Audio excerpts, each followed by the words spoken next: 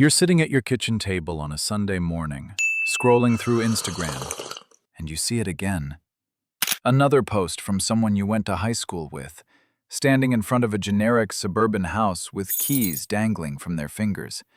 Caption reading something like, "Finally stopped throwing money away on rent. #adulting. #blessed. And you feel it, don't you? That weird knot in your stomach. That little voice that whispers, "I'm doing something wrong. I'm falling behind." You're paying $1,800 a month for a two-bedroom apartment, and according to every financial guru, every well-meaning relative, every comment section on the internet, you're basically lighting that money on fire every single month. My name is Ronald, and I spend way too much time thinking about why Americans are so absolutely convinced that renting is financial suicide when the math doesn't actually support that at all. If you are someone who feels guilty every time you write that rent check, or if you've ever felt like a financial failure because you don't own property yet, make sure to hit that subscribe button and give this video a thumbs up, because today we're going to dismantle one of the most persistent and damaging money myths in American culture and show you why, according to a landmark study from the Federal Reserve Bank of Atlanta, renters end up with more wealth than homeowners in roughly 40% of scenarios. According to Zillow, the median home price in America, as of early 2025, is hovering around $360,000. The average 30-year mortgage rate is sitting somewhere between 6.5% and 7%. That means if you put down the standard 20%, which is $72,000 by the way, you're looking at a monthly payment of around $1,800 to $2,000 just for the mortgage.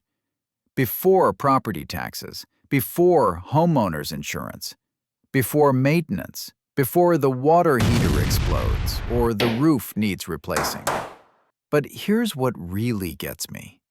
We've been so thoroughly conditioned to see homeownership as the ultimate symbol of financial maturity that we never actually stop to run the numbers. We never ask the uncomfortable question, what if the rent check isn't the problem? Let me paint you a picture.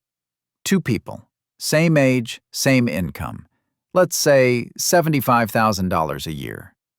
Person A buys a $360,000 house. Person B keeps renting at $1,800 a month and invests the difference. Person A scrapes together that $72,000 down payment. They get the keys. They feel like an adult. And then reality starts to creep in. The mortgage payment is $1,900 a month. Property taxes run about $375 a month. Homeowners insurance is another $150. We're at $2,425, and we haven't touched maintenance. Budget 1% of the home's value annually. That's $300 a month. Now we're at $2,725. Person B is paying $1,800. That's a $925 monthly difference. But here's the thing. Person B also still has that $72,000 down payment, plus about $8,000 in closing costs Person A spent.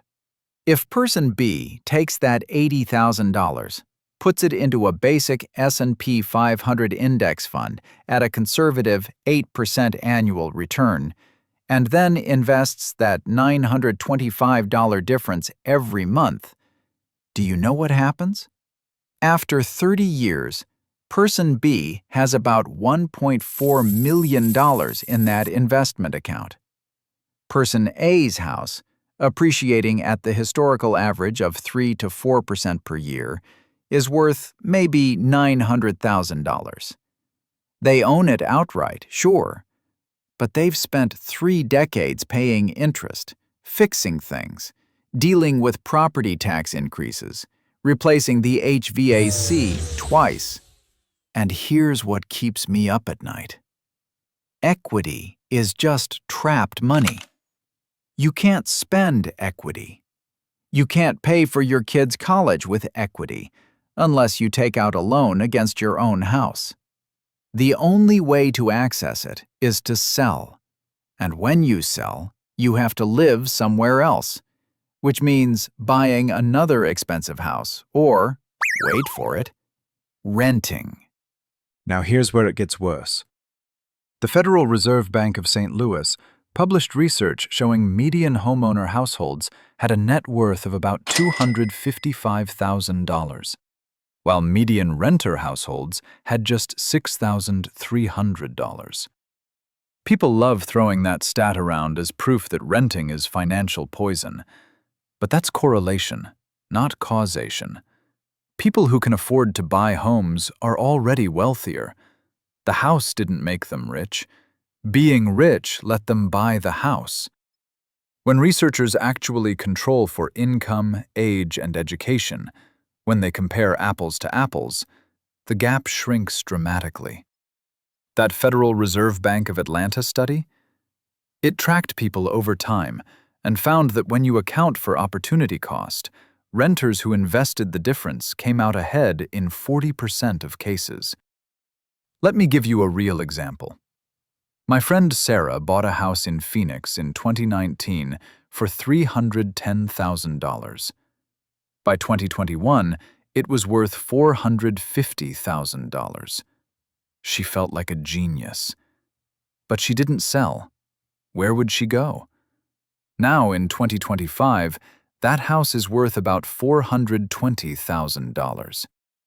When you account for the $15,000 she spent on a new AC unit, $8,000 for roof repairs, increased property taxes, and the fact that she's been paying mostly interest for the first several years, she's treading water. She's not building wealth. She's maintaining an asset, locked into a specific zip code. Meanwhile, her sister Rachel kept renting for $1,650 a month and invested the difference in her Roth IRA and a brokerage account. She's not house rich. She's liquid. If she loses her job, she can move. If an opportunity comes up across the country, she can take it. She's not trapped. And let's talk about that word, trapped. According to the National Association of Realtors, the average homeowner stays in their house for about 13 years. That's a long time to be locked into one neighborhood, one job market. Renting gives you flexibility to move for a better job, to downsize when your kids leave, to test out a new city without the financial commitment of buying and selling. But we don't talk about that, because flexibility doesn't feel like success. Here's the thing that really gets me. The "rent is throwing money away" argument only makes sense if you ignore everything else you're throwing away when you buy a house. Mortgage interest? Thrown away. Property taxes? Thrown away. Insurance? Thrown away. That $8,000 you spent on a new water heater? Thrown away. In the first year of a $288,000 mortgage at 7% interest, you're paying about $20,000 in interest and only about $4,000 in principal. You're throwing away $20,000 to the bank, plus thousands more on taxes, insurance, and upkeep.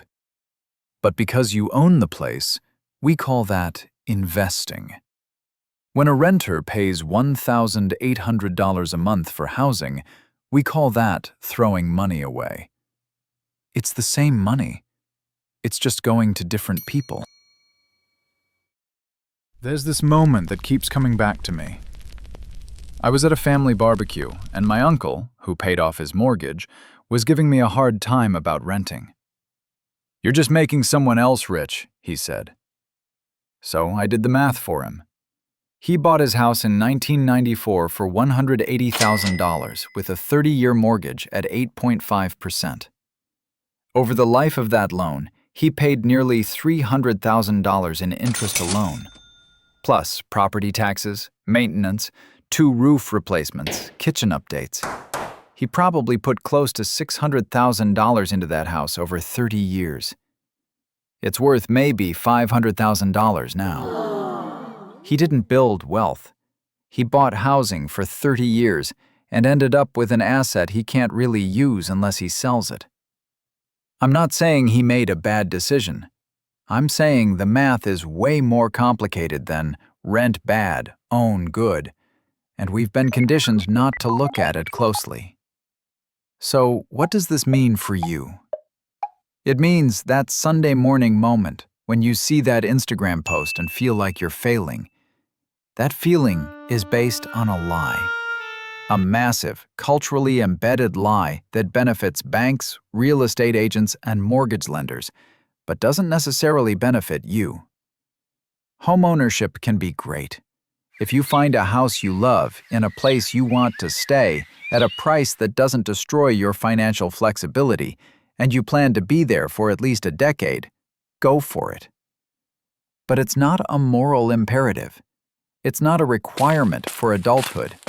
And it's definitely not always the smartest financial move. Your rent check isn't being thrown away. It's buying you housing, just like a mortgage payment. The difference is, you're not paying interest to a bank, you're not on the hook for a new roof, and you're not locked into one place while your money sits trapped in drywall. The real question isn't whether you're renting or owning. It's whether you're investing the difference. Because that's where wealth actually gets built. Not in the equity you can't touch. In the accounts that grow every month, compounding silently, giving you options and freedom. Your rent check isn't the enemy. The enemy is the system that convinced you it was. I'm Ronald, and I'll see you in the next deal.